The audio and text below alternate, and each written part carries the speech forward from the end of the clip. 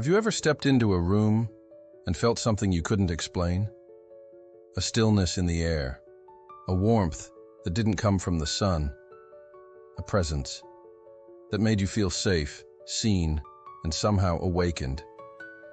That wasn't just a feeling. It was a message. Because when a chosen one builds a home, they're not just putting together furniture. They're constructing a spiritual echo of who they truly are. What if your home was never random? What if the way you arrange your space, the objects you're drawn to, the silence that surrounds you when you close the door at night, are all signs of something sacred? The house of a chosen one is a reflection of divine design. It reveals your alignment with higher realms, your soul's mission on earth, and the secrets you've hidden, even from yourself. And today, right now, we're going to uncover what your home is really trying to tell you. This is not decoration. This is revelation. So stay with me until the very end. Because if you're watching this, your house might not just be where you live. It might be the proof that you're not like the others. Before we go deeper, if you already feel the pull of this message, if something inside you is waking up, hit the like button. Subscribe if you haven't yet, because this channel speaks to your soul, not just your mind. And comment 99 below. Why 99? Because in the spiritual realm, 99 represents divine purpose that's almost fulfilled. A sacred number reminding you you're close to completion, but not done yet. There's more for you to discover. Starting now, there is a silence that speaks louder than words, a stillness that doesn't come from the absence of noise, but from the presence of something else. When you walk into the house of a chosen one, you don't feel like you're entering just another room. You feel like you've crossed a threshold, like you've stepped into a space that's been touched by something holy, yet invisible. This is not about luxury, or perfection, or a designer layout.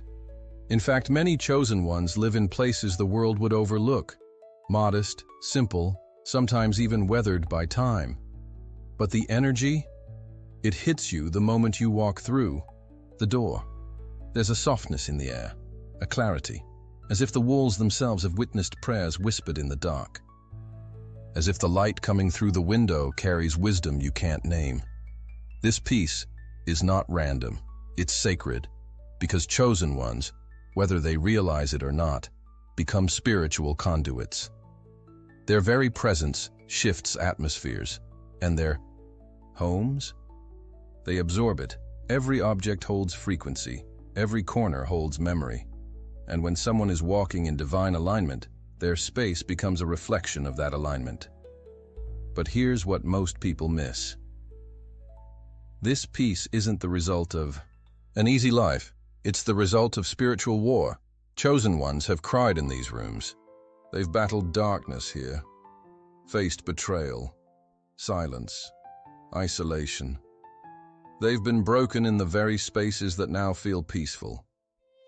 The calm you feel. It's not because nothing happened here. It's because everything happened here.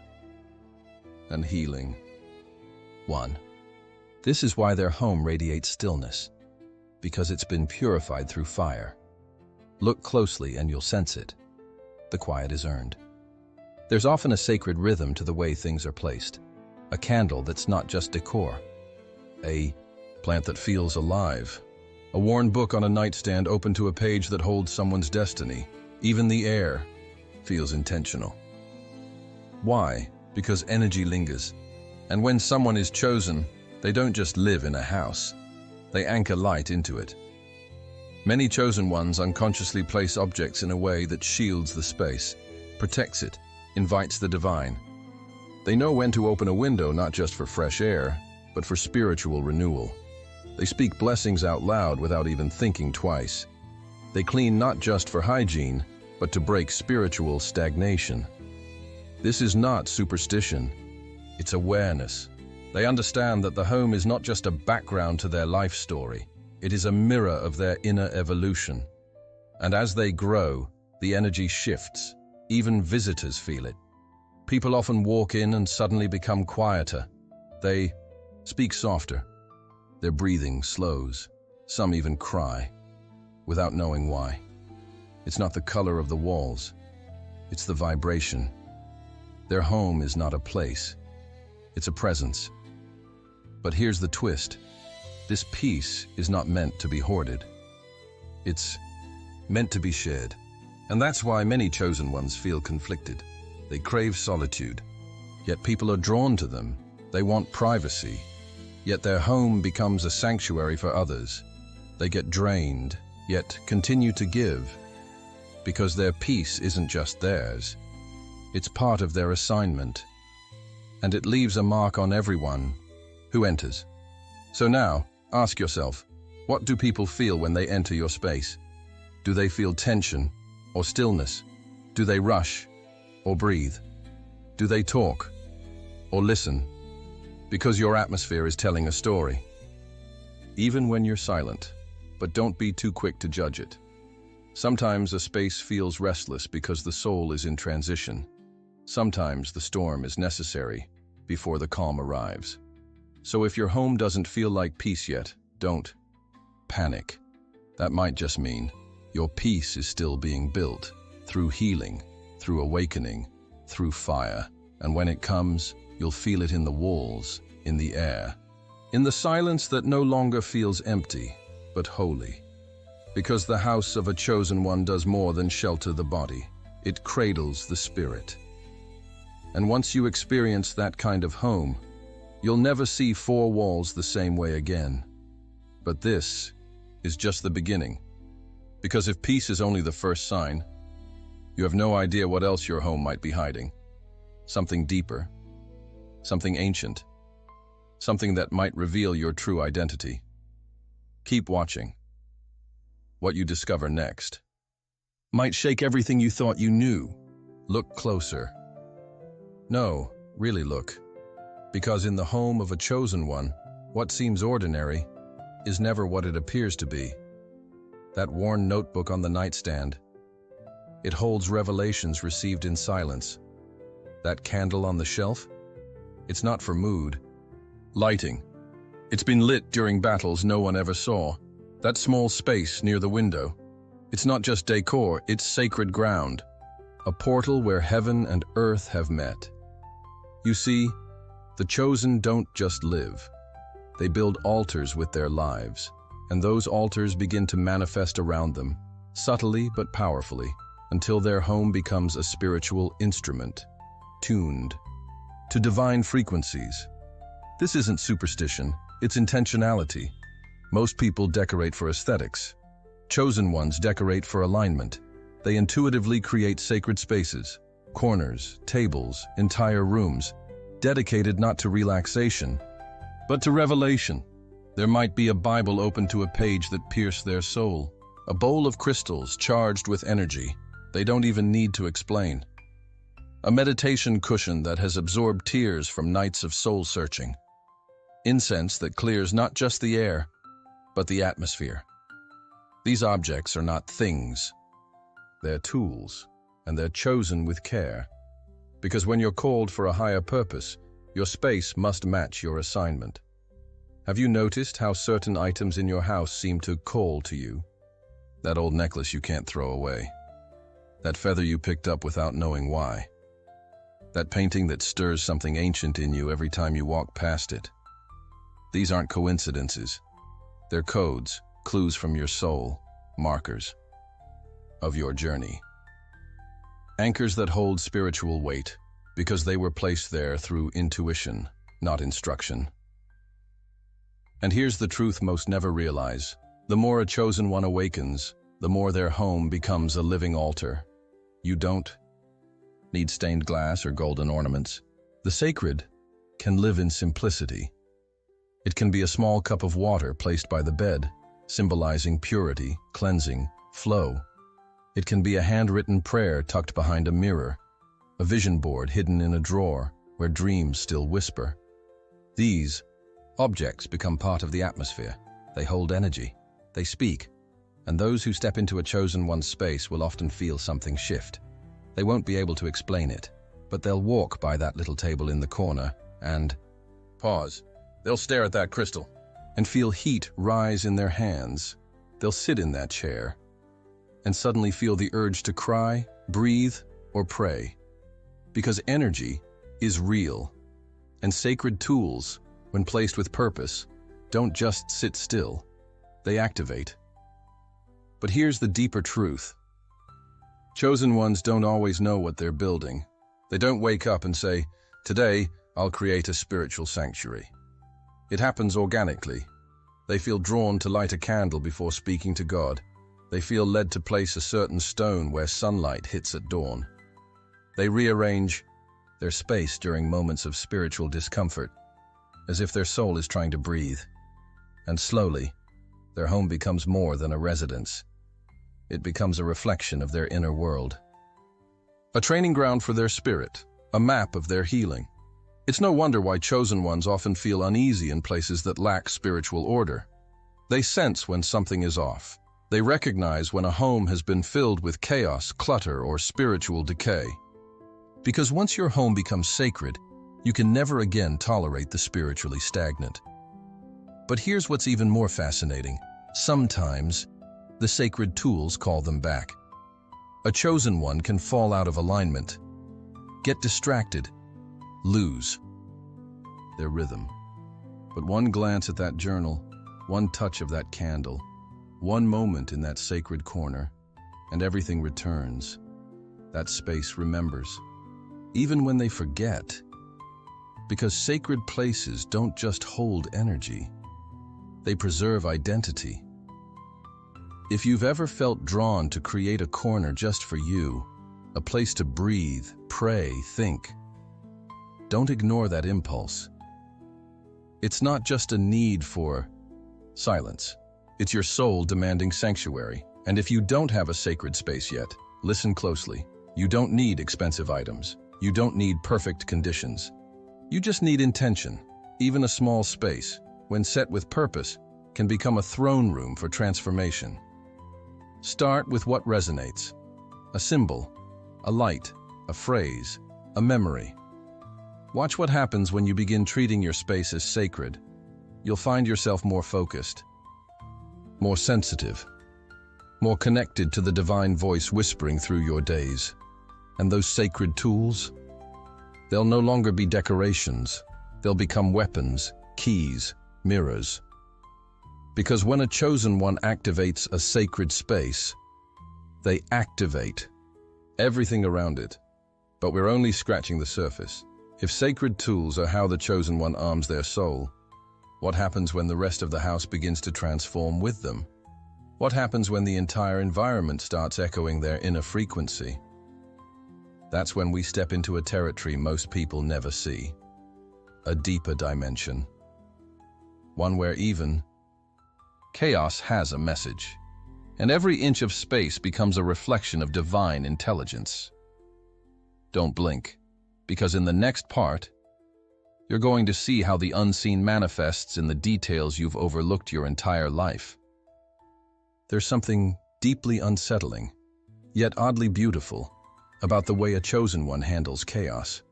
Not by avoiding it, not by pretending it doesn't exist, but by taming it, silently, skillfully, and with divine awareness. Step into their home during a storm in their life, and you might expect to see disorder, mess, clutter, confusion. But instead, you'll find something unexpected, a kind of sacred order woven delicately into the fabric of the chaos. No, it's not spotless perfection. It's not minimalism for the sake of trend. It's spiritual design. It's warrior awareness. Because the chosen understands something the world constantly forgets. Your physical environment is a mirror. And if your surroundings are filled with distractions, noise, and heaviness, your spirit begins to carry that weight. This is why chosen ones let go, often, not just of people or patterns, but of objects, things. That shirt they no longer feel aligned with, gone. That drawer full of things they might use one day, cleared. That decor piece that no longer holds meaning, removed without hesitation. Why? Because the chosen one isn't clinging to the past. They're preparing for the next download, the next revelation, the next assignment. And to receive what's new, they must release what's no longer required. Most people hoard things for comfort. The chosen surrender them for clarity. Because they know spiritual messages aren't heard in cluttered rooms. They're whispered in spaces where stillness has been honored.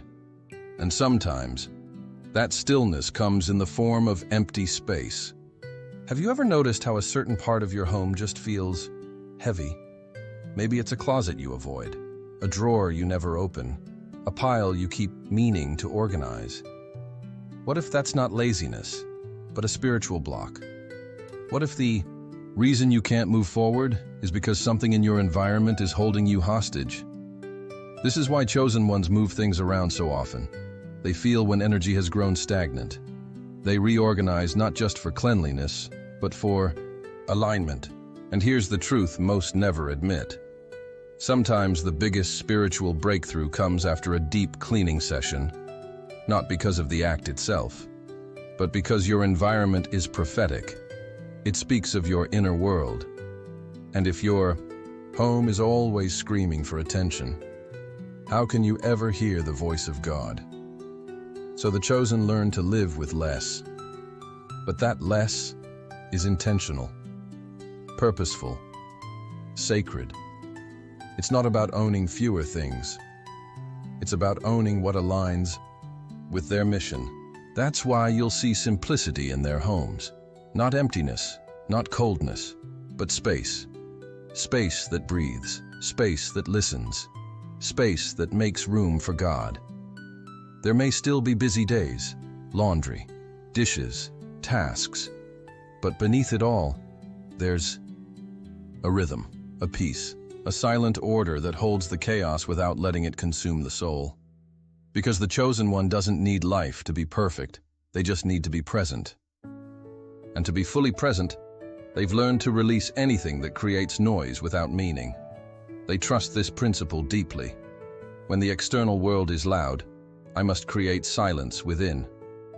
And where does that silence begin? At home. In the drawers that are now clean. In the shelf that holds only what inspires. In the room that welcomes spirit, not distractions. This is why so many chosen ones don't mind letting go of old clothes, of unused items, of gifts that came with weird energy, of things they once loved but have outgrown spiritually. Letting go doesn't scare them, it frees them. Because they've learned this truth the hard way. What you hold on to physically often reveals what you're still attached to emotionally. And when God begins to elevate a chosen one, the first instruction is often, clean your house. Not because he's concerned with appearances, but because the environment must match the elevation. You can't receive clarity in chaos. You can't unlock destiny in distraction. The order in the home creates a frequency that heaven responds to. That's why, even in the middle of crisis, a chosen one will make their bed, will sweep the floor, will open a window, will light a candle and breathe. Not to pretend everything's okay, but to call their soul back into order. Because the house isn't just where they live. It's where they recover. It's where they receive. It's where they war in the spirit when the world gets loud. And now, ask yourself this. What's taking up space in your home that's no longer serving your growth? What drawers, closets, corners are silently echoing spiritual clutter? What could shift in your life if you simply let go? What blessings are waiting for you on the other side of that release? Because when you begin to clear the physical space, you make way for downloads, healing, and upgrades you didn't even know you were blocking.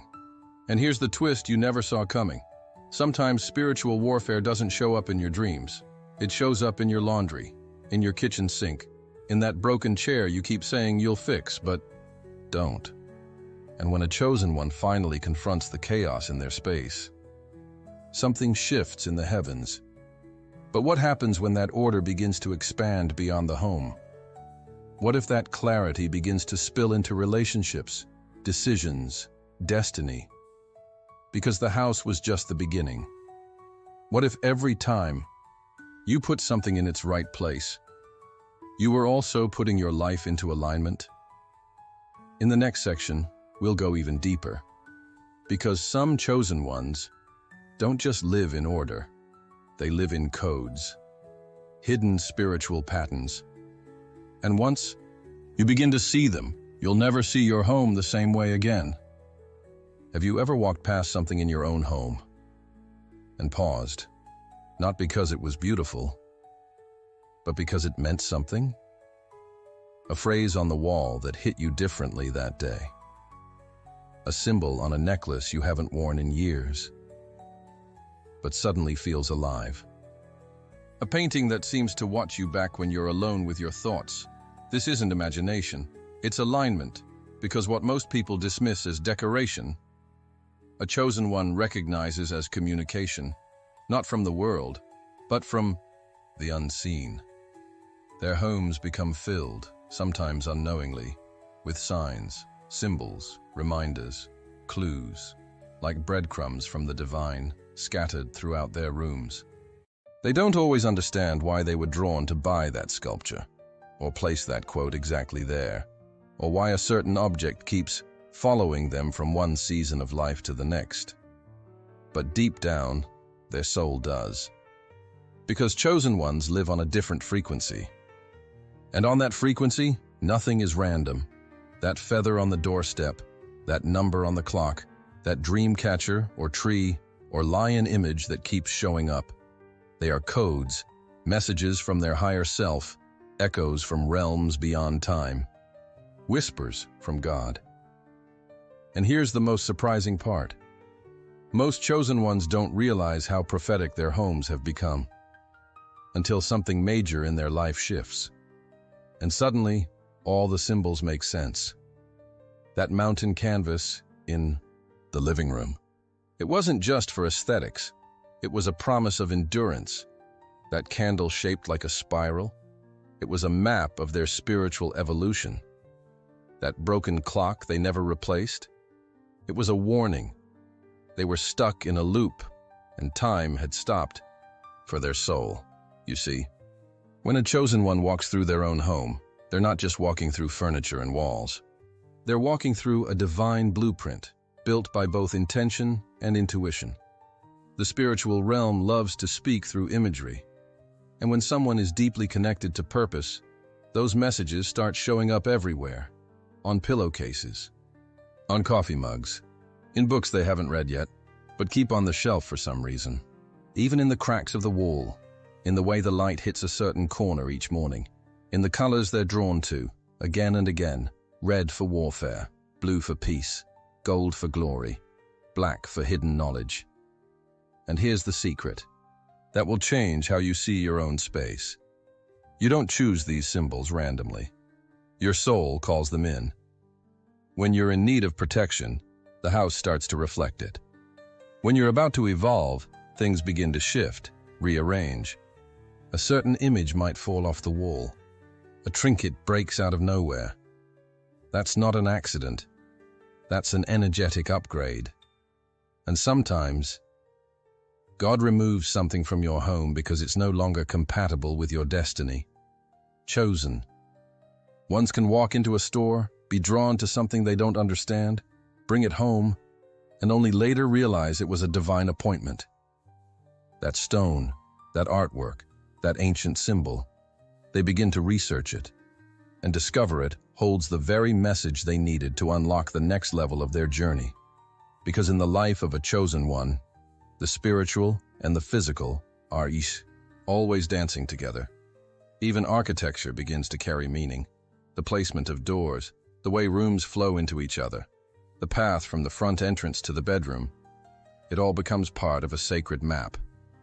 Have you ever noticed that some rooms energize you, while others drain you? That's not just psychology, it's spiritual energy. And chosen ones begin to notice patterns. That one room where they always get downloads, that chair where they always feel safe, that mirror that seems to reflect more than just their image. Because when you carry divine purpose, your home starts to mirror the movements of heaven. The objects you surround yourself with aren't just tools. They're partners in your calling, each one carrying vibration, memory, intention. The pen on your desk might have written prophetic words. The robe on your door might carry the scent of intercession. The wind chime outside might have been the very thing that kept your spirit anchored during a storm. Nothing is meaningless when you're chosen. Nothing is just an object. Everything carries a frequency. And if you look closely, your home is speaking, through symbols, through signs, through moments that don't make sense, until they do. So now, ask yourself this. What messages are hiding in plain sight in your space? What item do you keep walking past that might hold a divine reminder? What words are staring at you from your own walls, waiting to be believed again? What truth is God trying to show you?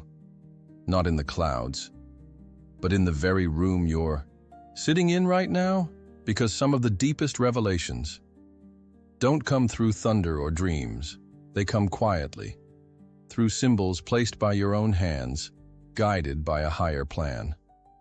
And just when you think you've seen it all, another sign will appear. Another puzzle piece will click, and you'll realize you were never alone. You were never off track. Your spirit has been speaking through your surroundings this entire time. But what happens when that realization clicks into place? When you no longer see your home as just home, but as a sacred interface between this world and the next? In the next section, we'll unlock the final revelation. What happens when the house of the chosen isn't just filled with peace, tools, order, or signs, but begins to transform others just by existing? Because the home of a chosen one isn't only for them. It's a portal, a doorway, a light in the wilderness. And what flows from it can change everything. Have you ever looked around your room and suddenly realized it was reflecting you? Not just your taste, but your state, your soul. Because here's a truth most people will never understand. A chosen one doesn't live in a house. They manifest a sanctuary, and every corner, every item, every subtle shift in the atmosphere tells the ongoing story of their becoming. When you walk into their space, you're not just entering four walls. You're stepping into a mirror of their inner world. And if you look closely, you'll see everything. Their desire for growth, their scars, their progress, their sacred solitude, their silent conversations with the divine. There might be books on the shelf, worn, highlighted, underlined, books that cracked their mind open and poured in new light, books that whispered, "You're not crazy, you're awakening."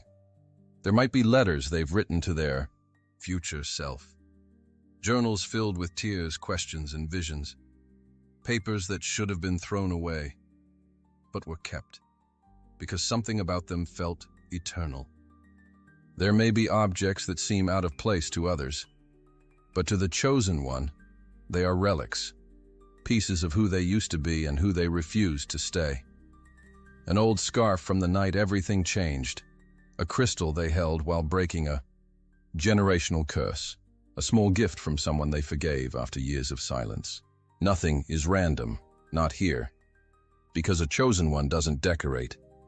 They build portals, portals to memory, to healing, to legacy. Some areas of the home may feel almost untouched, still, silent, heavy.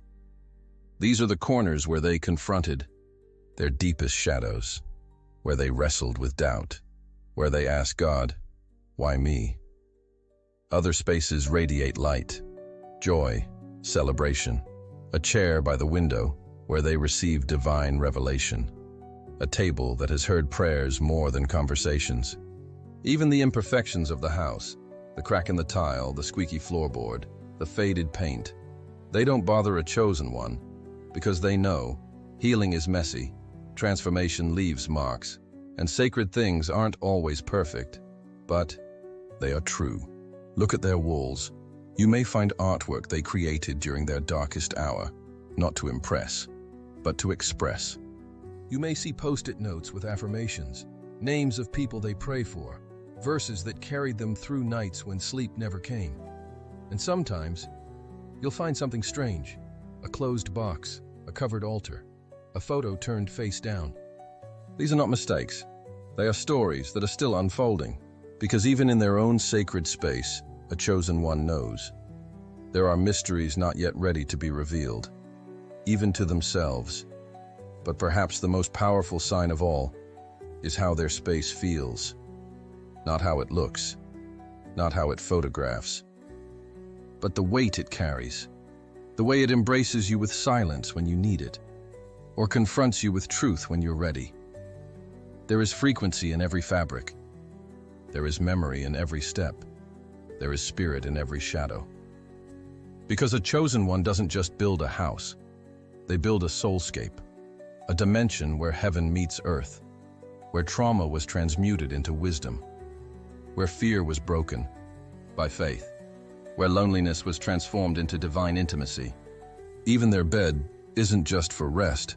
It's where they battled anxiety, where they whispered thank you after victories no one ever saw, where their spirit left the body during dreams that were more real than waking life. Even their bathroom, yes, even there, carries energy. Tears cried in silence, rituals of cleansing, moments of release. Because when you are chosen, your life is a ministry. Your home becomes your first altar, a sacred headquarters for a mission few will ever understand. A silent witness to miracles, breakdowns, breakthroughs, and rebirths. And here's the secret that most never notice. A chosen one doesn't force transformation on their home.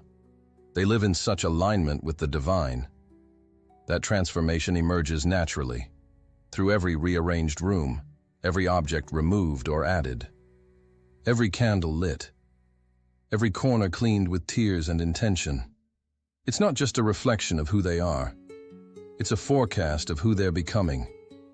And if you ever feel lost, if you ever wonder where you are on your journey, look around. Not at your achievements, not at your followers, not at your social image. Look at your space. Is it speaking peace or confusion? Is it stuck in a version of you that no longer exists? Or is it becoming the temple that your new self needs? Because when your soul evolves, your home must evolve with it. And maybe that's why lately you've felt the urge to move furniture, to clean out closets, to throw out what no longer resonates, to bring in new light, new symbols, new textures. It's not just spring cleaning, it's spiritual syncing. Your inner world is shifting, and your outer world is responding. So pay attention, because when a chosen one truly surrenders to divine design, even the walls begin to whisper destiny. But what happens when that transformation becomes so strong that it doesn't just reflect you anymore, but begins to change everyone who enters? That's the final mystery we'll unlock.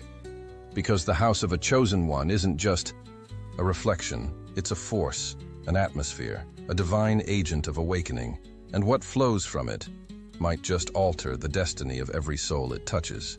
So, what does your home say about your soul? Look around. This isn't just a space. This is sacred ground. This is the stage where your destiny unfolds. Quietly, daily, supernaturally. And if lately, you've been feeling the urge to shift, to cleanse, to realign, it's not random. It's prophetic. Something ancient is awakening in you. Something that was written long before this life began. A calling that refuses to stay silent. Because when the chosen are activated, their very atmosphere begins to change. The walls start carrying weight. The light hits different. The silence speaks louder. You are not just decorating, you are declaring. You are not just arranging furniture, you are arranging frequencies, and your soul knows it. Your space is becoming holy.